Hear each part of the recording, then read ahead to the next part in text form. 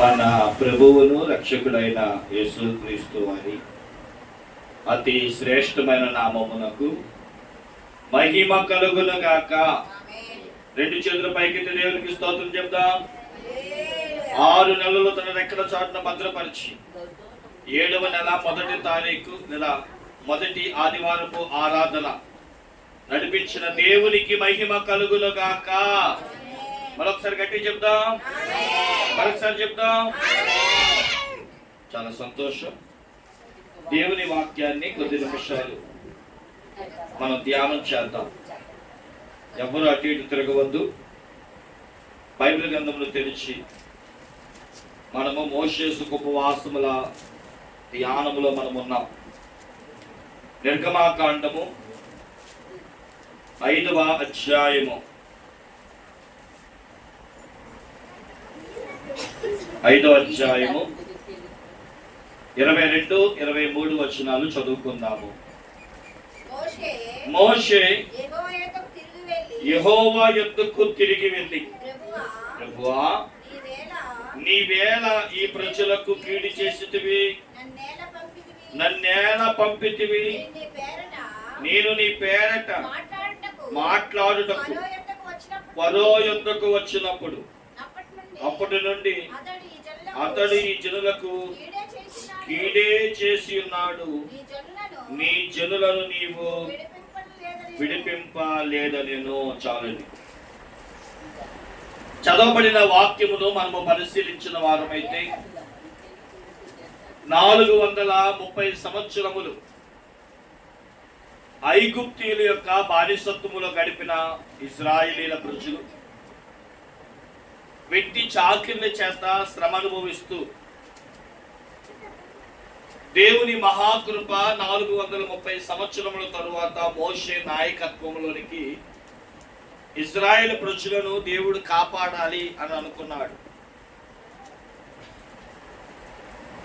ప్రియమైన దేవుని బిడ్డలారా, అందుకనే దేవుడు నీళ్లలో నుండి తీయబడ్డాడు అన్నాడు మోషేను చూచి. ఇశ్రాయేలీల యొక్క కన్నీళ్లలో నుండి పుట్టాడు మోషే. ఇశ్రాయేలీల యొక్క కన్నీరు తుడవడానికి పుట్టాడు మోషే. అలాంటి మోషేని దేవుడు హోరేబు కొండ మీద పిలిచి, నీ జనులైన ఇశ్రాయేలు ప్రజలకు నువ్వు ఎత్తుకుని వెళ్ళాలి, వారిని విడిపించాలి అన్నప్పుడు మోషే సరే అని బయలుదేరాడు. ఆయనకి కొన్ని అనుమానాలు వచ్చినాయి. అయ్యా, వెళ్ళి దేవుడు నన్ను పంపించాడు అంటే ఏ దేవుడు పంపించాడు అని అడుగుతారు. ఏం చెప్పాలి అంటే, నేను ఉన్నవాడును అనువాడును అని చెప్పు అని దేవుడు చెప్పాడు. సరే, మళ్ళీ డౌట్ వచ్చి ఆ దేవుడు ఏం చేయగలడు అని ఒకవేళ అడిగితే, నీ చేతిలో ఉన్న కర్ర పడి అది పాము అవుతుంది, మళ్ళీ దాని తోకను పట్టుకుంటే కర్ర అవుతుంది. ఇది మొదటి అనుభవం, సూచన. రెండవది, నీ చేతిని నీ గుండె మీద పెట్టుకుంటే అది కుష్టి వ్యాధి కలిగిందిగా మారుతుంది, మళ్ళీ బయటికి తీసివేస్తే కుష్ఠరోగం పోతుంది. ఇంకా తెలియాలి అంటే ఏటిలో నీళ్లు ఒడ్డున వేస్తే రక్తంగా మారుతుంది. ఇలాంటి అద్భుతమైన కార్యములు చేయించి మోషేను దేవుడు పంపించాడు. ఈ 5వ అధ్యాయములో మొట్టమొదటిసారిగా మోషే ఫరోని ఎదుర్కొంటాడు. యెహోవా దేవుడు నన్ను పంపించాడు, తన ప్రజలైన ఇశ్రాయేలీలను ఆయన విడిపించాలి అనుకుంటున్నాడు. ఆయనను ఆరాధించడానికి ఈ ప్రజలను పంపించు. 3 దినములంతా ప్రయాణము చేసి దేవుణ్ణి ఆరాధించి బలి అర్పించి తిరిగి వస్తారు. కావాలైతే వీరందరూ దేవుణ్ణి ఆరాధించాలి, వీరిని పంపించండి అంటే ఇదే బైబిల్ గ్రంథంలో 7 కారణాలు ఫరో మందిరానికి రానివ్వకుండా చేయడానికి ఇలా 7 కారణాలు మనం చూస్తాం. అందులో మొదటి కారణం ఏమిటి అని అంటే, పని భారము వారి మీద పెట్టి వారిని దేవుడి వైపు తిరగకుండా చేయాలి అని. చూడండి, దేవుడి మందిరానికి రాకుండా చేసే మొదటి పని ఏంటి అంటే పని భారము. రెండవ పని ఏంటి? భర్తలో ఆగిపోండి, భార్యలు వెళ్ళి రండి. ఏమండి? మూడవది ఏంటంటే భార్యలు ఉండిపోండి, భర్తలు వెళ్ళి రండి. నాలుగవది పిల్లలను ఉంచేయండి, భార్య భర్తలు వెళ్ళండి. ఐదవది మీరు మట్టికే వెళ్ళండి, ఏమి పట్టుకొని వెళ్ళొద్దు. ఆరోది కొంచెము దూరమే వెళ్ళండి, ఎక్కువ దూరము వెళ్ళొద్దు. ఇక ఏడవది మా మధ్యనే మీరు ఏం చేయాలి? ఆరాధన చేయాలి. ఇలాంటి కండిషన్లు పెట్టారు. ప్రతి కండిషన్లో ఒక ఆత్మీయమైన పరమార్థం ఉంది. కాబట్టి ఇప్పుడు మేము దేవుని పెట్టారా, ఇలాంటి ఫరో యొక్క కుయుక్తులు మనము పరిశుద్ధ గ్రంథం అంతా చూస్తూ ఉంటాం. ఇక్కడ ఫరో చేసిన మొదటి కుయుక్తి ఏంటో తెలుసా? అసలు దేవుడు ఎవడో మాకు తెలియదయ్యా, వీళ్ళందరూ సోమరపోతులు చేయడానిక, వీళ్ళందరూ రోజు పని చేసుకుంటున్నారు, డబ్బులు సంపాదించుకుంటున్నారు, కడుపు నిండా అంత గెంజిని తాగుతున్నారు, నువ్వు వచ్చి అడ్డుపడతావేంటి? కాబట్టి ఇప్పుడు మేము దేవుని పెట్టారా, నేను వీరిని పంపించను కదా. రెండో షరతు ఏంటో తెలుసా? వాళ్ళందరూ కూడా ఇటుక పట్టీలు చేసేవారంట. మనందరూ తెలుసుగా ఇటుక పట్టీలు, మట్టి తీసుకొచ్చి ఇటుకలు చేసి దాన్ని కాల్చి ఇటుక అప్పగించాలి, ఇది పని. అయితే ఏం చేశాడో తెలుసా? ఇటుకలు తయారు చేయండి కానీ నేను గడ్డి అవ్వను.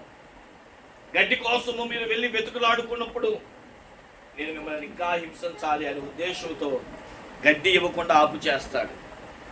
అప్పుడు ఇశ్రాయేలు ప్రజలందరూ వచ్చి మోషే దగ్గర, అదే చూసావో నువ్వు ఎంత పని చేసావో, నువ్వు అడగనంతసేపు ఫరో ఏం చేశాడు? మట్టి ఇచ్చాడు, ఇటుక కాల్చుకోవడానికి గడ్డి ఇచ్చాడు. కాబట్టి ఇటుకలు తయారు చేసి కాల్చి రూపాయో మాపాయో సంపాదించుకునే వాళ్ళం. ఇప్పుడు అంత కష్టమైపోయింది, ఎందుకంటే ఇటుకలు చేసుకోవాలి, గడ్డి ఎత్తుక్కోవాలి. కాబట్టి ఇప్పుడు మేము దేవుని పెట్టినారా, పని భారాన్ని ఎక్కువ చేసి దేవుని వైపు తిరగకుండా చేశాడు ఇక్కడ ఈ 5వ అధ్యాయంలో. అప్పుడు వెళ్ళి మోషే దేవుడికి ప్రార్థన చేస్తున్నాడు. ఈరోజు మన అంశం ఏంటయ్యా అంటే, బైబిల్ గ్రంథంలో మోషే 7 రకాలైన ప్రార్థనలు చేశాడు. అవకాశం ఉంటే దాన్ని మరొక వీడియోలో చెప్పుకుందాం. అయితే ఏమని ప్రార్థన చేశాడు అని అంటే చూడండి, మనం చదువుకున్నాము నిర్గమాకాండము 5వ అధ్యాయము. మోషే యెహోవా యొద్దకు తిరిగి వెళ్ళి, ప్రభువా నీవేళ ఈ ప్రజలకు కీడు చేసిదివి. చాలండి. ప్రార్థన అంటే దేవుణ్ణి వేడుకొనుట. ప్రార్థనకి చాలా పేర్లు ఉన్నాయి. అర్జించుట అంటే అడుగుట, ప్రభుని వేడుకొనుట. 106వ కీర్తన 23వ వచనంలో ప్రార్థన ద్వారా దేవునికి అడ్డుపడుట కూడా ప్రార్థనే. మనం తెలుసు, ఇశ్రాయేలు ప్రజలు 32వ అధ్యాయం నిర్గమాకాండములో తప్పు చేశారు. దేవుడు అన్నాడు, మోషే నువ్వు తప్పుకుంటే నేను వాళ్ళని చంపేస్తానంటే ప్రార్థన చేసి అంటాడు, నువ్వు అలా చెయ్యొద్దయ్యా, నీకు చేత కాలేదని చంపేస్తావు అంటారు, కాబట్టి నీ ప్రజలు అలా చెయ్యొద్దని అడ్డుపడతాడు. అవసరమైతే నా పేరైనా తీసేయండి, నన్నైనా చంపేయండి, కానీ నీ ప్రజలను చంపొద్దు అని బ్రతిమలు ఆడుకుంటాడు. బ్రతిమలు ఆడుకోవడం కూడా ప్రార్థనే. మరి మీ అందరూ ప్రార్థన చేస్తున్నారా? ఉదయం లేచిన కాడి నుంచి సాయంత్రం పడుకునేదాకా ప్రార్థన అనుభవం అనుకుంటుందా? ప్రేమ దేవుని బిడ్డలారా, లేచిన మొదలుకొని ప్రార్థన చేయాలి. మనం లేవగానే ఏం చేయాలి చెప్పండి? ప్రార్థన చేయాలి. ప్రార్థన అనేది ఉదయకాలం ముందు ఎక్కి తాళపు చెవు లాంటిది. ఏమంటే తాళం మన దగ్గర ఉందనుకోండి, ఇంటికి తాళం వేసారు, బయట కూర్చుంటావా, ఇంట్లోకి వెళ్తావా? తాళం నీ దగ్గర ఉంది, తీసుకొని లోపలికి వెళ్తాం. తాళం లేకపోతే బయటే ఉంటాం. అప్పులోలు అనే తాళం నీ ముందుంది, దేవుడు కార్యం చేస్తాడు, ఆ తాళం తీసుకొని వెళ్ళిపోతాం. సమస్యలు, రోగాలు, వ్యాధులు, ఇబ్బందులు, ఇవన్నిటికీ ప్రార్థనే సమాధానం. మన ప్రతి క్వశ్చన్కి ఆన్సర్ ఖచ్చితంగా ఉంటుంది. అలాగే మన ప్రతి సమస్యకు తాళం అనేది ఖచ్చితంగా ఉంటుంది. కార్యం అనేది ఖచ్చితంగా దేవుడు చేస్తాడు. కాబట్టి మనం ఏం చేయాలంటే, పొద్దున కాలం ముందు ప్రార్థన ఒక తాళపు చెవి లాంటిది. దేన్నైనా తీయొచ్చు, దేన్నైనా ఎదుర్కోవచ్చు. రాత్రి కాలపు ప్రార్థన గొళ్ళము లాంటిది, దేన్నైనా ఆపచ్చు. ఏమండి, పడుకోవడానికి వెళ్తున్నాం, ఏం చేస్తాం? ఇంటి తలుపులు వేసుకుంటాం. కుక్కొచ్చినా, నక్కొచ్చినా, ఏదొచ్చినా ఎక్కడ ఆగిపోవాలి? మేము బయట ఉండిపోవాలి అంతే. లోపలికి రావడానికి వీలేదు. ఎందుకు నేమేస్తాం? ఏ తెగులు నీ గుడారము సమీపించదు అంటే అర్థం ఏంటి? నేను బయట కాపలా కాస్తున్నాను, ఏది లోపలికి. మనం ప్రార్థించే వారంగా ఉండాలి. అందుకని 90వ కీర్తన పైన మోషే చేసిన ప్రార్థన అని ఉంటుంది. కాబట్టి ప్రియమైన దేవుని బిడ్డలారా, కేవలం మోషేనే కాదు, బైబిల్ గ్రంథంలో చాలా మంది దేవుణ్ణి వేడుకున్నారు, అడిగారు, అర్చించారు, బ్రతిమలాడారు, అడ్డుపడ్డారు. ఈరోజు మొదటిగా మనం ఎలా ప్రార్థన చేయాలి? దేవుని చిత్తమైతే మరొకసారి మోషే చేసిన 7 ప్రార్థనలు ఏంటో పండో మనం ధ్యానం చేద్దాం రండి. మొట్టమొదటిగా ఇక్కడ మోషే ప్రార్థన చేశాడు. అయ్యా, నువ్వు నన్ను పంపించు, బాగానే ఉంది, నేను వెళ్ళా, కానీ ఇప్పుడు నీ ప్రజలకు నువ్వేం చేసావు? కీడు చేసావేంటయ్యా? నీ ప్రజలు ఇప్పుడు ఇబ్బందులో ఉన్నారయ్యా, నీ ప్రజలకి గడ్డెవని అంటున్నాడు, నీ ప్రజలకు లెక్క అప్పగించాలంటున్నాడు. ఇటుకలు పట్టి సాయంత్రం కల్లా నువ్వు మనిషికి ఇటుకలు తయారు చేయాలని లెక్క ఉందంట. రోజు ఆడుతూ పాడుతూ ఇటుకలు చేసి కాల్ చేసి అప్పగించేసేవారయ్యా. కానీ ఇప్పుడు ఇటుకలు చేశాక దాన్ని కాల్చడానికి ఏం లేదు కండి. మళ్ళీ దాన్ని ఎత్తుక్కోవాలి, అది ఎక్కడ దొరుకుతుందో చూసుకోవాలి, తెచ్చుకోవాలి, పెట్టుకోవాలి, కాల్చుకోవాలి. కానీ ఏమంటున్నాడు తెలుసా? అక్కడ ఫరో సాయంత్రం కల్లా లెక్కప్ప చెప్పకపోతే బాగోదు అంటూ శిక్ష వేస్తానంటున్నాడు. ఇప్పుడు మోషే ఏమని ప్రార్థన చేస్తున్నాడంటే, అయ్యా, నీ ప్రజలకు నువ్వు కీడెందుకు చేసావు? నీ ప్రజలకు ఎందుకు బాధ కలిగించావు? మనము దేవుని మందిరానికి వచ్చినప్పుడు ప్రార్థన చేయాల్సిన ప్రార్థన ఏంటో తెలుసా? దైవజనులు ముంగుమూరి దేవదాసయ్య గారు ఒకనొక సమయమందు లూకాసు వార్త 19వ అధ్యాయంలో పొట్టి చెక్కయ్య ఏంటంట, పొట్టి చెక్కయ్య గురించి దేవుని వాక్యం చెప్తూ, పొట్టి చెక్కయ్యను చూడడానికి దేవుణ్ణి చూడడానికి పొట్టి చెక్కయ్య ఇద్దరు కూడా ఎదురుపడ్డారంట మేడి చెట్టు దగ్గర. మనం కూడా అంట ప్రతి ఆదివారం దేవుని దగ్గరికి వచ్చి, ప్రతి ఆదివారమే కాదు, ప్రతిరోజు ప్రార్థన అంటే దేవుణ్ణి ఎదుర్కోవడం, దేవుడి దగ్గర కలుసుకోవడం, దేవునితో మాట్లాడుకోవడం, దేవునితో సంభాషణ చేయడం. మనమంట ప్రతిరోజు దేవుని కలవాలంట. ఎందుకనో తెలుసా? దైవజనులు ఆ రోజు అన్నారు, మనం ప్రతిరోజు అంట దేవుడి దగ్గరికి మోకరించాలి. ఎందుకో తెలుసా? నన్ను ఇంకా దీవించలేదేంటయ్యా అనేనా అడగాలంట. ఏమని అడగాలి? ఇంకా నా అప్పులు తీరలేదయ్యా, ఇప్పుడైనా అప్పులు తీర్చు. ఇంకా నా రోగం తగ్గలేదయ్యా, నా రోగం తగ్గించు. నా సమస్యలు తీరలేదయ్యా, నా భర్త మారలేదయ్యా, నా కుటుంబంలో ఏది బాగోలేదయ్యా, పరిస్థితులు బాగోలేదయ్యా, నా బిడ్డలు చదువు లేదయ్యా అంటూ నీ సమస్య అయినా దేవునికి చెప్పాలి. ఏం చెప్పాలంట దేవునికి? లేదా నన్ను దీవించిన దేవా నీకు వందనాలు, నాకు ఆరోగ్యం ఇచ్చిన దేవా నీకు వందనాలు, ఆయుష్నిచ్చిన దేవా నీకు వందనాలు.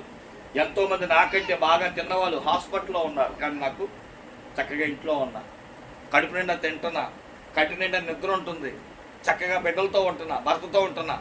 కొంతమందికి ఇంకా పెళ్ళిళ్ళు అవ్వాలా, కడుపు పిల్లలు లేరు, ఇంకొంతమంది ప్రయోజకులు అవ్వాలా పిల్లలు, కానీ నా బిడ్డలను చూస్తూ నేను మురిసిపోతున్నాడయ్యా అంటూ దేవునికి ఏం చెప్పాలంటే మనము? థ్యాంక్ యూ చెప్పాలంట. చెప్పండి, ఏం చెప్పాలి దేవునికి? ఈరోజు చెప్పావా? పెన్షన్ ఇచ్చినప్పుడు థ్యాంక్స్ రా అంటాం, అరేంజ్ ఇచ్చినప్పుడు థ్యాంక్స్ రా అంటాం. మరి దేవుడు ప్రతిరోజు మనకు లైఫ్ ఇస్తున్నాడు, ప్రతిరోజు మనకు ఆయుష్కాలం ఇస్తున్నాడు, ప్రతిరోజు మనకు మంచి ఆరోగ్యం ఇస్తున్నారు. చూడండి, మీ ఫ్రెండ్స్ పక్కన, మీ స్నేహితులు, నీ సన్నిహితులు కొంతమంది దేవుని మందిరానికి ఇంకా రాలేదు. ఏంటని అడిగితే ఏం చెప్తారు? పరిస్థితులు బాగా, అనారోగ్యాలు, వ్యాధులు, జబ్బులు. మనకి దేవుడు ఏమీ ఇవ్వలేదు. దేవుడికి స్తోత్రం చెప్పండి. దేవుడికి థ్యాంక్స్ చెప్పడానికైనా రావాలి, లేదంటే దేవుడికి మన సమస్యలు చెప్పుకోవడానికైనా. ఇక్కడ మోషే దేవుని దగ్గరికి వచ్చి ఏమంటారు తెలుసా? ఎందుకు నీ ప్రజలైన ఇశ్రాయేలీయులకు కీడు కలగజేశావు, తీసేయ్ అని ప్రార్థన చేయడానికి వచ్చాడంట. బైబిల్ గ్రంథంలో కొంతమంది, ఈరోజు మన అంశం ఏంటి అంటే, కొంతమంది భక్తులంట దేవుని యొద్ద వేడుకున్నారంట, అంటే ప్రార్థన చేశారు, అడుగుకున్నారు. ఏమేమి అడిగారో త్వరగా మేము బైబిల్ గ్రంథంలో కొన్ని మాటలు చెప్పి నేను ముగించేస్తాను. 2వ దినవృత్తాంతముల గ్రంథము,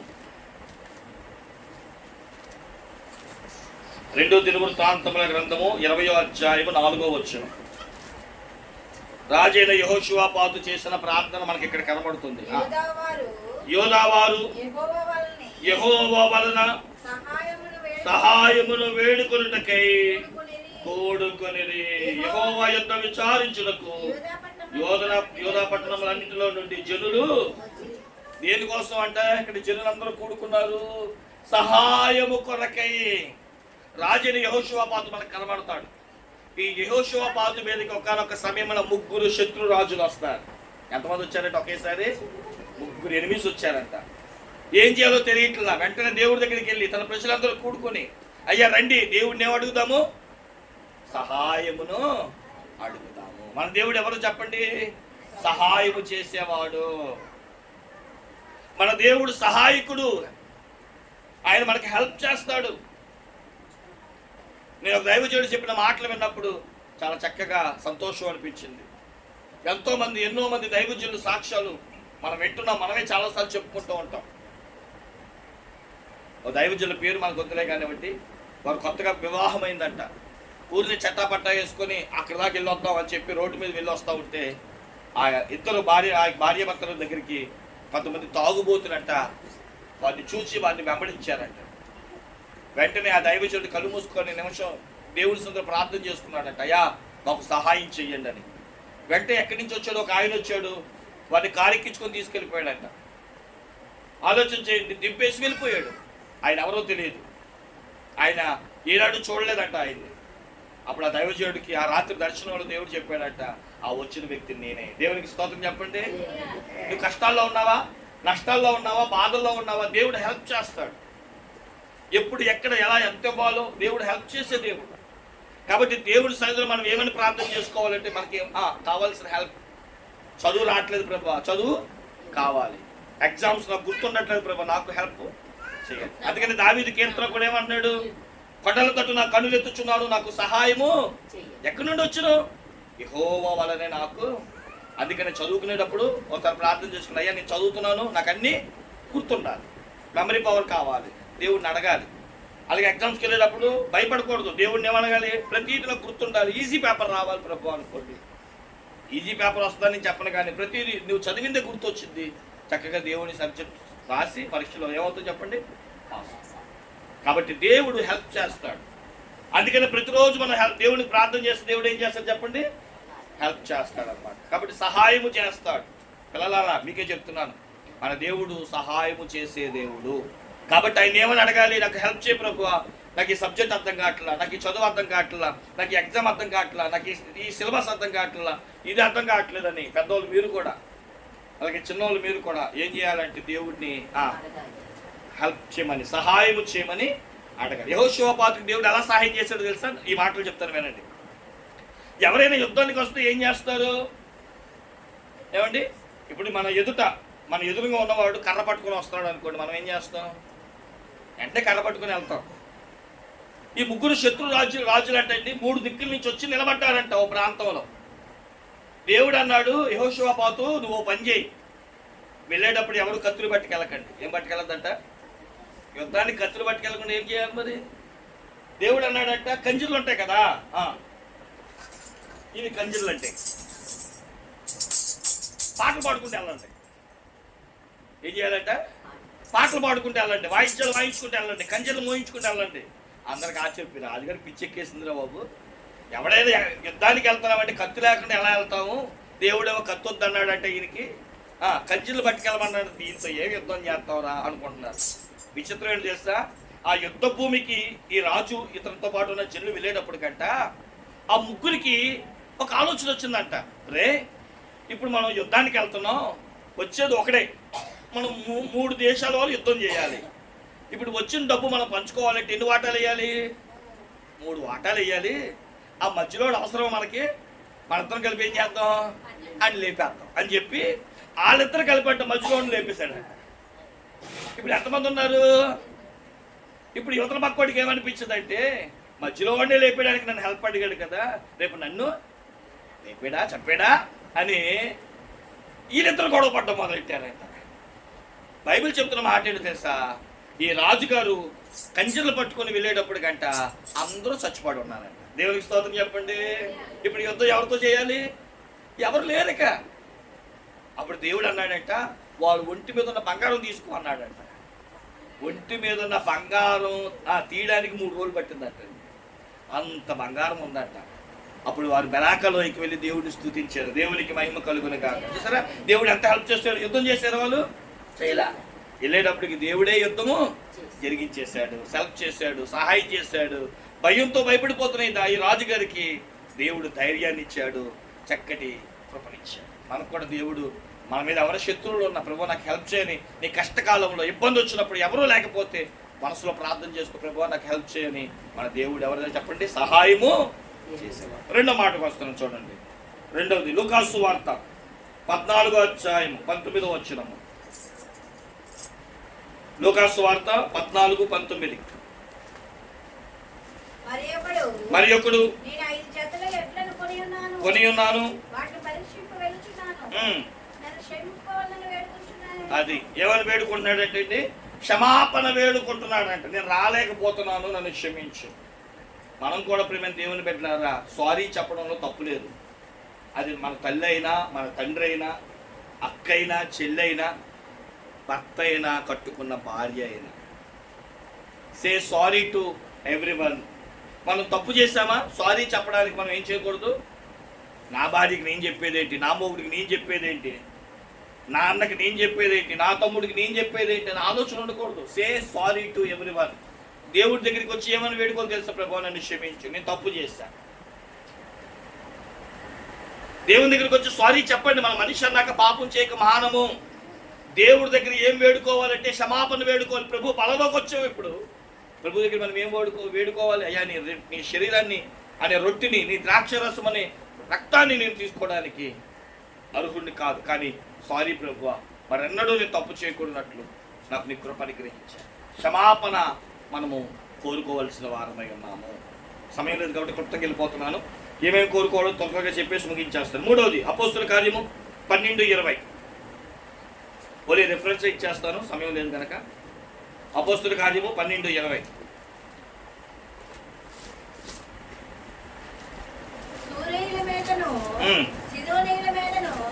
అతనికి అత్యాగ్రహం కలిగినందున వారు ఏక మనసుతో రాజు వద్దకు వచ్చి అంతఃపురమునకు పై విచారణకర్తయగు బ్లాస్తును తమ పక్షముగా చేసుకొని సమాధాన పడవలనని. మనం సమాధాన పడ్డానికి, అరే సారీరా మనందరం ఒకే గొడవలు వద్దురా మన మధ్య చెప్పడానికి ఇబ్బంది పడదు. ఒకటి మనమంట దేవుని సహాయాన్ని వేడుకోవాలి, రెండు క్షమాపణ వేడుకోవాలి, మూడవది సమాధానాన్ని వేడుకోవాలి, నాలుగవది ఇర్మియా గ్రంథము 26:19. జస్ట్ రెఫరెన్స్ చదివిండి చాలు, త్వరగా ముగించేస్తాను. ఇర్మియా గ్రంథము 26:19.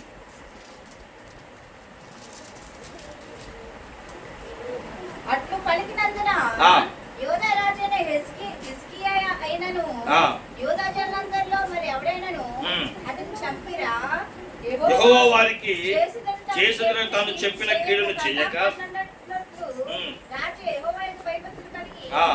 యెహోవా దయను. నాలుగవది ఏం వేడుకోవాలంటే దేవుని దయ మన మీద ఉండాలని వేడుకోవాలి. ఐదవది యోహాను సువార్త 7:26.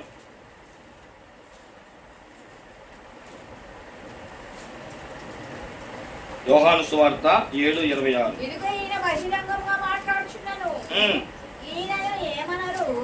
ఈయన క్రీస్తు అని అధికారులు నిజంగా తెలుసుకుని ఉందిరా, ఆయనని ఈయన ఎక్కడ వాడో ఎరుగుదుము.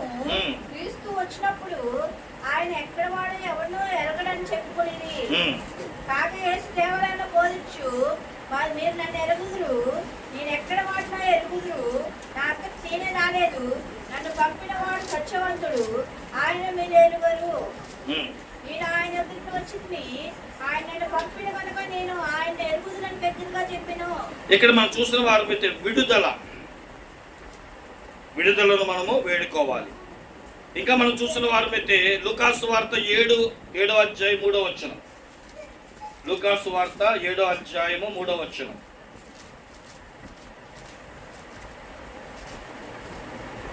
శతాధిపతి యేసును గురించి విని ఆయన యొద్దకు వచ్చి తన దాసును స్వస్థపరచవలనని ఆయనను వేడుకొని. ఆరోజు ఏం వేడుకోవాలంట?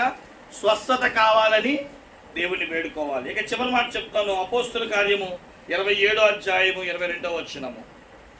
అపోస్తుల కార్యము 27వ అధ్యాయము 22వ వచనము. ఏం వేడుకోవాలంటే ధైర్యము కొరకు వేడుకోవాలి. దేనికి? పాపం చేయడానికి ధైర్యము, పాపము నుండి తప్పించబడ్డానికి, పాపమును కాదనడానికి, పాప క్షమాపణ పొందడానికి మనం ఏం చేయాలంటే దేవుణ్ణి ధైర్యం కోసం వేడుకోవాలంట. కాబట్టి ఇప్పుడు మేము దేవుని పెట్టారా, ఇలా అలనాడు భక్తులు దేవుణ్ణి వేడుకున్నారు. మోషే కూడా దేవుణ్ణి వేడుకున్నాడు. అంటే ఈరోజు మనం ఏం చెప్పాలనుకున్నామంటే ప్రార్థన చేయండి. ప్రార్థన the powerful weapon in the world is the prayer అన్నారు. ఈరోజు చాలా మంది అనుభవం చాలా ప్రమాదం అనుకుంటారు, కానీ ప్రార్థన చేసే వ్యక్తులంటే ముట్టుకోవడం ఎవరి వల్ల కాదంటే. దేవునికి స్తోత్రం చెప్పండి. ప్రార్థన చేసే వ్యక్తినంట ముట్టుకోవడం ఎవరి వల్ల కాదు. మరి నేను ఎందుకు ముట్టుకుంటున్నారు? మనం ప్రార్థన చేయట్లా. అనుభవం కంటే ప్రమాదకరమైనది ప్రార్థన అంటండి. The powerful weapon in the world, ప్రపంచములో అతి పదునైనది వేగవంతమైనది ప్రార్థన ఒకటే. ప్రార్థన ఎంతసేపు చేస్తామన్నది కాదు ప్రాముఖ్యమైనది, ప్రార్థన చేసామా లేదా అన్నదే ముఖ్యమో.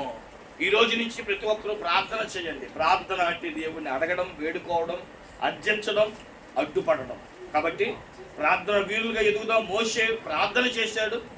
మోషేతో పాటు ఇంకొంతమంది ఎలాంటి ప్రార్థన చేస్తారో కూడా మనం విన్నాము, నేర్చుకున్నాము. ప్రతి విషయాన్ని అంతరంగంలో అదులో ఉంచుకొని ముందుకు సాగిపోదాం. ప్రభు యొక్క దీవెనలు, ఆశీర్వాదములు దేవదేవుడు మనకు అనుగ్రహించును కాక. ఆమేన్. ప్రతి ఒక్కరు మోకరించండి. ప్రభు బలంలో